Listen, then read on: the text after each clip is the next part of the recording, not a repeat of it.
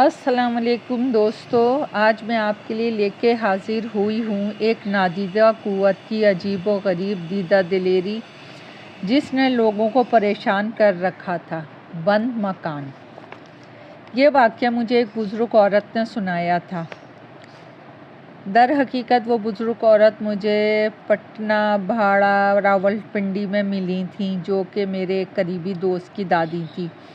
انہوں نے یہ کہانی سناتے ہوئے کہا، ہم 1935 میں کلکتہ شہر میں محلہ لوہارا کے ایک ایسے مکان میں رہتے تھے جس کی ملکیت کا جھگڑا دو ہندو بھائیوں کے درمیان چل رہا تھا۔ ان میں سے بڑے بھائی کا نام منوج کمار اور چھوٹے بھائی کا نام سنتوش کمار تھا۔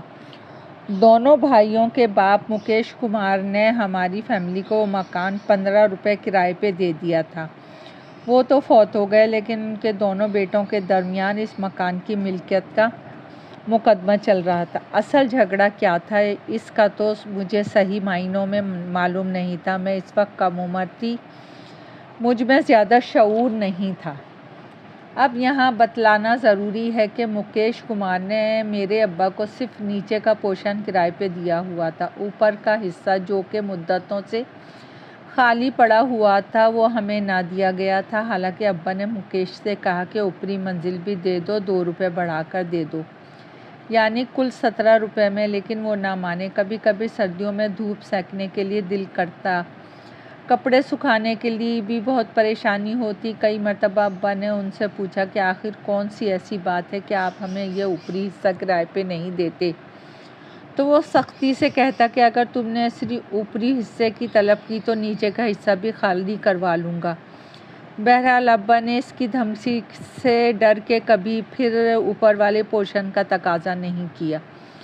میں غالباً اس وقت 9 سال کی تھی جب میرا بھائی نذر اس وقت مجھ سے 2 سال چھوٹا تھا۔ اس وقت اس کی عمر 7 سال کے لگ بھگ تھی۔ وہ بہت شرارتی اور کسی کی بات نہ ماننے والا بچہ تھا۔ وہ ہر وہ کام کرتا جس کے لیے اسے منع کیا جاتا۔ جب وہ ابا اماں کی بات نہ مان کر کچھ الٹا سیدھا کر دیتا تو اس کی بہت پٹائی ہوتی تھی۔ مار کھانے کے بعد وہ کچھ دنوں کے لیے سیدھا ہو جاتا، لیکن بعد میں پھر اپنی عادت کے تحت ناپسندیدہ شرارتیں کرنے لگتا۔ ابا اس کی خوب کلاس لیتے، ڈانٹ پٹک کرتے اور 2-4 ہاتھ بھی لگا دیتے۔ کہتے یہ اس کتے کی دم کی طرح ہے جسے 100 سال بھی نلکی میں رکھو، باہر نکالو تو ٹیڑھی کی ٹیڑھی۔ ابا نے ہم دونوں بہن بھائیوں کو سختی سے منع کر رکھا تھا کہ بھول کر بھی کسی بھی سخت ضرورت کے تحت بھی اس مکان کی اوپری منزل پہ کبھی نہ جانا۔ بہرحال اوپری منزل کے مکان کے دروازہ پر ایک زنگ آلود تالا بھی لگا ہوا تھا۔ ابا ریلوے کے ملازم، انجن کے اسسٹنٹ ڈرائیور کے پوسٹ پر ملازم تھے۔ وہ کئی دن اپنی ڈیوٹی کی وجہ سے شہر سے باہر رہا کرتے تھے۔ ہم گھر میں 3 فرد تھے، یعنی میں، میرا بھائی اور اماں اور ہم اکیلے کبھی کبھار ڈر جاتے۔ اس کی وجہ بھی تھی، بعض دفعہ اس مکان میں ہمیں رہتے اور بڑے عجیب و غریب واقعات پیش آتے۔ مثلاً رات کے دوسرے پہر کبھی محسوس ہوتا جیسے یہ مکان ہلکا ہلکا ہل رہا ہے، اس کی دیواریں لرز رہی ہیں، اور کبھی ایسا محسوس ہوتا جیسے اوپری منزل پہ کوئی بھاری بھرکم وجود چل رہا ہے۔ پھر تو ہم دونوں بہن بھائی اماں سے لپٹ جاتے۔ مزے کی بات تو یہ ہے کہ جب ہم پڑوسیوں سے کہتے کہ رات کوئی زلزلہ آیا تھا تو نہیں آیا تھا، یا آپ کو کسی کے چلنے کی آواز تو نہیں آئی، تو وہ ہمارا مذاق اڑاتے۔ پڑوسی اور محلے داروں کا یہ کہنا تھا کہ جس طرح وقت گزر رہا ہے گزر جاؤ، کیونکہ بڑھتی ہوئی مہنگائی کے پیش نظر اتنے کم روپے میں اور کوئی مکان نہیں ملے گا۔ اس بات کو سوچتے ہوئے ابا کوئی اور مکان نہیں لیتے تھے، اور پھر دوسری بات یہ تھی کہ پرانا محلہ تھا، لوگوں سے اچھی جان پہچان تھی، محلے کے سارے لوگ مل جل کے رہا کرتے تھے۔ ایک بار ابا اپنی ڈیوٹی کے سلسلے میں کراچی گئے ہوئے تھے۔ انہوں نے حسب معمول ہم دونوں بچوں کو سختی سے تاکید کی کہ وہ گھر کی بالائی منزل پہ نہ جائیں اور غیر ضروری شرارتیں نہ کریں۔ اس دن ہمارے پڑوس میں ایک ہندو لڑکی کی شادی تھی۔ انہوں نے ہم سب گھر والوں کو دعوت دی۔ ہم سب گھر والے شادی میں شرکت کرنے گئے۔ شادی کے ہنگامہ آرائی میں مصروف تھے کہ نہ جانے کس طرح نظر محلے کے چند بچوں کے ساتھ مکان کی اوپری منزل کی سیڑھیوں پہ چڑھ گیا اور اس نے حرکت کی کہ دوستوں کی مدد سے چھت پہ بنے کمرے کے دروازے پہ پڑے برسوں پرانے تالے کو بھی کسی نہ کسی طرح توڑ دیا۔ میں پڑوس میں اماں کے ساتھ بیٹھی دلہن سے باتیں کر رہی تھی کہ محلے کا ایک بچہ فضل بھاگتا ہوا آیا اور اس نے نظر کی بات کرتے ہوئے اپنی زبان میں کہا۔ نظر نے اوپری منزل پہ کمرے کا تالا توڑ دیا ہے اور یہ سنتے ہی اماں پر بدحواسی طاری ہو گئی۔ ان کی سٹی گم ہو گئی۔ ہائے میں مر گئی، اماں چلائیں، ذلیل نے یہ کیا کر دیا؟ اماں اور میں گھبرا کے گھر پہنچے، دیکھا تو وہاں واقعی اس نے اوپری منزل کا کمرے کا تالا توڑ دیا تھا۔ ہمیں دیکھ کے محلے کے بچے تو بھاگ گئے لیکن نظر کمرے میں ڈر کے مارے چھپ گیا۔ اماں اور میں ڈرتے ڈرتے وہاں گئے تو دیکھا کہ اوپری منزل اور منزل پر بنے کمرے بالکل اسی طرح بنے تھے جس طرح نیچے منزل کے کمرے تھے۔ اوپر کا حصہ اگرچہ سالوں ہمارے آنے سے پہلے کا بند تھا لیکن ہمیں یہ دیکھ کے حیرت ہوئی وہ حصہ صاف ستھرا تھا اور اس کی در و دیوار سے لگتا تھا کہ یہاں پر روزانہ صاف ستھرائی ہوتی ہے۔ در و دیوار صفائی کی وجہ سے جیسے چمک رہے تھے، جیسے یہاں کوئی رہتا ہے۔ مجال ہے وہاں کوئی گرد و غبار کی جھلک بھی نظر آتی۔ اسے دیکھ کر ہم اچنبھے میں پڑ گئے کیونکہ وہ ہمارے پورشن سے بھی زیادہ صاف ستھرا تھا۔ وہاں ہلکی ہلکی لوبان کی مہک اور عجیب سی بھینی بھینی خوشبو ناکوں کے نتنوں سے ٹکرا رہی تھی۔ امی اور مجھے نظر کی فکر ہو گئی، وہ کہاں گیا؟ ہم دونوں نے چیخ کر آوازیں دی لیکن وہ نہ ملا۔ امی کو اور مجھے فکر ہوئی کہاں چلا گیا۔ بہرحال جب ہم نے بہت زور سے چلانا شروع کر دیا تو وہ کمرے میں موجود الماری کے پیچھے سے بولا، امی میں یہاں ہوں، آپ وعدہ کریں کہ مجھے ماریں گی نہیں تو میں باہر آتا ہوں، تو سامنے تو آ، میں تجھے بتاتی ہوں، آج تو میں تیری چٹنی بنا دوں گی۔ اماں چلائیں اور پھر نظر کی آواز آنا بند ہو گئی۔ کہاں ہے؟ بول، میں نے پریشان ہو کر کہا لیکن کوئی آواز نہ آئی۔ اماں اور مجھے فکر لاحق ہوئی۔ اماں نے گھبراہٹ کے عالم میں روتے ہوئے مجھ سے کہا، بیٹی میں تجھے سہارے دیتی ہوں، تو ذرا اوپر چڑھ کے الماری کے پیچھے اوپر سے جھانک کر دیکھ وہ الماری کے پیچھے کیا کر رہا ہے۔ اماں نے مجھے سہارا دے کے اوپر چڑھایا تو الماری کے پیچھے کوئی نہ تھا۔ ہماری چھت سے لگی نیچے گومتی آنٹی کا گھر تھا، وہ بھی بہت نیچے، یعنی 18 سے 20 فٹ نیچے۔ اس کا وہاں کودنا ناممکن تھا۔ میں نے اسے دیوانہ وار آوازیں دی، چلائی لیکن وہ موجود نہ تھا۔ پھر میں نے اماں سے روتے ہوئے کہا، اماں نظر یہاں نہیں ہے۔ ارے کہاں گیا وہ؟ ابھی تو اس کی میں نے اور تو نے آواز سنی ہے؟ ہاں سنی تو ضرور تھی لیکن اب وہ یہاں نہیں ہے۔ تھوڑی دیر بعد پاس پڑوس اور محلے میں شور مچ گیا۔ اماں کی چیخیں گونجنے لگیں، ارے میرا نذیر کہاں چلا گیا؟ لوگو آؤ میری مدد کرو، اسے تلاش کرو۔ لوگ اپنی اپنی چھتوں پہ کھڑے ہو گئے لیکن ہماری چھت پہ کوئی آنے کو تیار نہیں تھا۔ گومتی آنٹی بھی چھت پہ آ گئیں۔ اماں نے چیخ کے ان سے کہا، بہن ذرا کسی کو بھیجو نظر کو تلاش کرے۔ ارے نہیں بہن، تمہارے گھر میں تو بدروحوں جنوں کا ڈیرا ہے، ہم نہیں آتے۔ ارد گرد کے لوگ وہم کے شکار تھے اس لیے وہ ہماری چھت پہ نہ آئے۔ ارے دیکھ ذرا وہ پیچھے بازار کی جانب تو نہیں گر گیا؟ اماں چیختے ہوئے بولی، نہیں اماں، بازار میں نیچے سب کچھ معمول کے مطابق صحیح ہے۔ اچھا ایسا کر نیچے اتر۔ ہم دونوں نے نیچے کمرے سے چارپائی لایا اور پھر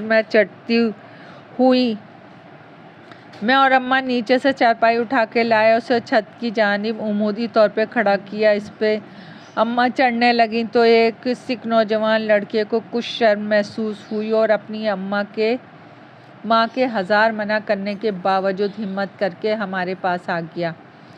وہ قد کا بہت لمبا اور صحت مند تھا۔ اس نے پہلے اماں کو چارپائی کے ذریعے اچک کر چڑھایا، پھر خود چڑھا اور اس کے پیچھے میں، ہولی، تینوں نے اچھی طرح نظر کو تلاش کیا۔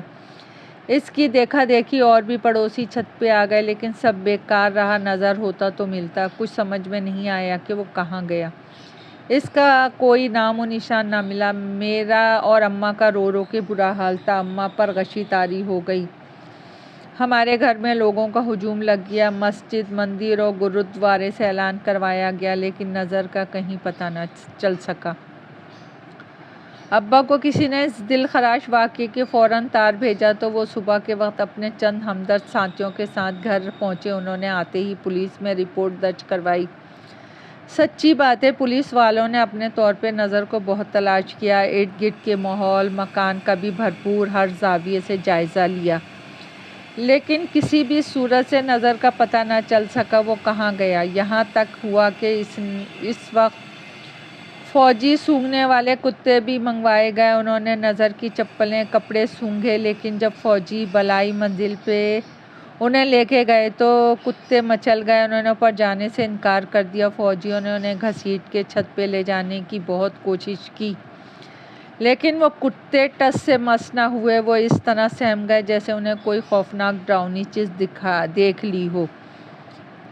بوڑھی عورت نے روتے ہوئے کہا، بیٹا وہ وقت ہمارے خاندان پہ بہت بھاری اور تکلیف والا تھا اور اذیت ناک تھا۔ ایک طرف تو نظر گم ہو گیا تھا، دوسری طرف ہزاروں منہ ہمیں ہزاروں رنگ برنگی مشورے طعنے باتیں سنانے لگے۔ کسی نے کہا تم نے تالا کیوں کھولا، کسی نے کہا سارا قصور اماں کا ہے کہ انہوں نے نظر کو کیوں کہا کہ وہ نیچے اترے گا تو اس کی چٹنی بنا دوں گی، اسے پہلے نیچے آنے دیتی۔ دونوں ہندو بھائیوں نے ابا کو بہت ذلیل کرنا شروع کر دیا کہ آپ کو ہمارے باپ نے اس شرط پہ مکان کرائے پہ دیا تھا کہ آپ اور آپ کی اولاد نے کسی صورت بالائی منزل کا تالا نہیں کھولنا۔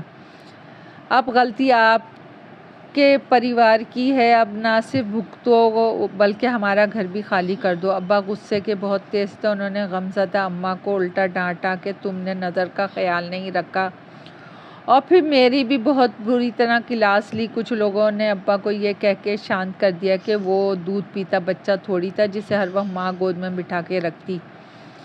آخر ان تمام بچوں کو بلایا گیا جو کہ آخری وقت نظر کے ساتھ تھے۔ ان سے نظر کی حرکات و سکنات سے پتہ چلا کہ نظر نے آخری وقت میں بالائی منزل کا دروازہ کھولنے سے پہلے اپنا سویٹر اتار کے ایک بچے کو دے دیا تھا اور پھر اس نے بڑی محنت سے وہ پرانا زنگ آلود تالا توڑا تھا۔ وہ کہتا تھا کہ اسے جستجو ہے کہ وہ اس اوپری منزل کو ضرور دیکھے، جس کو دیکھنے سے اسے اماں ابا نے سختی سے منع کیا تھا۔ بقول ان بچوں کے جب انہوں نے بند مکان کو پرانا دروازہ کھولا تو وہ چڑچڑاہٹ کی آواز کے بجائے آرام سے کھل گیا، بالکل ایسے جیسے عام روٹین میں کوئی دروازہ کھل جاتا ہے۔ سب سے حیرت انگیز بات یہ تھی کہ جیسے پہلے بیان کیا گیا تھا کہ وہ اس منزل کے تمام کمرے اچھی طرح صاف ستھرے اور دھلے ہوئے تھے، ساتھ ہی پراسرار خوشبو سے معطر تھے، اس طرح جیسے یہاں کوئی باقاعدہ رہتا ہے، حالانکہ وہ کمرہ برسوں سے بند تھا۔ اور پھر بھائی نظر کو تلاش کرنے کی جب ساری امیدیں ٹوٹ گئیں تو اماں نے چرپائی پکڑ لی۔ الے میرا نظر بیٹا تو کہاں چلا گیا؟ اماں اپنی بوڑھی ماں کا تو خیال کیا ہوتا۔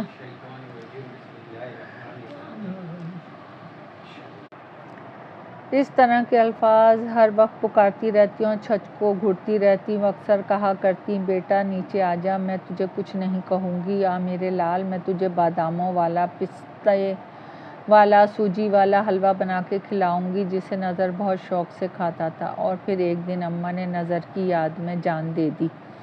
اس مکان کی بالائی منزل ہمیشہ خالی رہی، وہاں کوئی کرایہ دار مفت میں بھی آنے کو تیار نہ تھا۔